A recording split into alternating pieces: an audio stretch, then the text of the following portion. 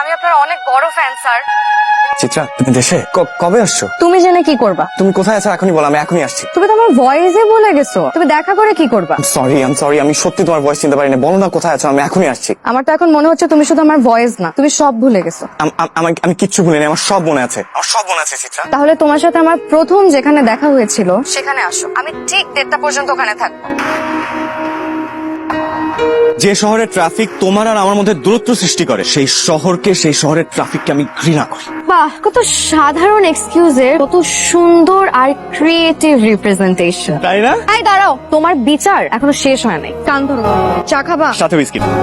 চিত্রা করেছে অভিমান, তারপরে মনে রুদ্রটা ধরিয়েছে রুদ্রকে কান, এরপরও করাচ্ছে চাপা। এই ছবিটা যদি হারাইছো তোমার খবর আছে। আমাকে যেখানে প্রথম সারপ্রাইজ দিয়েছিলে আমি সেখানে আছি। 30 মিনিটের মধ্যে আসলে পাবে, হয়তো আর কখনো পাবে না। Happy birthday to you, happy birthday dear Chitra.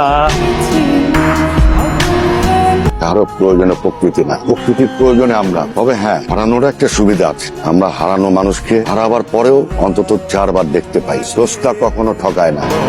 রাতে আসছো কেন? তোমাকে দেখ, কাল দেখা করতে পারতাম না? যে নিজেকে কষ্ট দেয় সে ভালো মানুষ না। আর আমি আমার মনের মানুষকে দেখার জন্য এতগুলো প্রহর নিজেকে কষ্ট দিতে পারবো না। আসছে অন্য কবি। দেখা শেষ। উফ, যাও।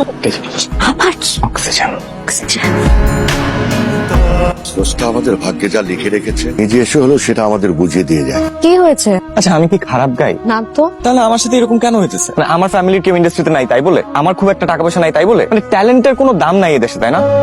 দেখো, তুমি একজন ফ্যান্টাস্টিক সিঙ্গার, এতে কোনো সন্দেহ নেই। এখন ওরা তোমাকে নিতে পারছে না, এটা ওদের ব্যর্থতা। হয়েছে, সান্ত্বনা দিও না। আচ্ছা ঠিক আছে, সান্ত্বনা দিব না, কিন্তু একজন নন সিঙ্গার হিসেবে একটা জ্ঞান দেই।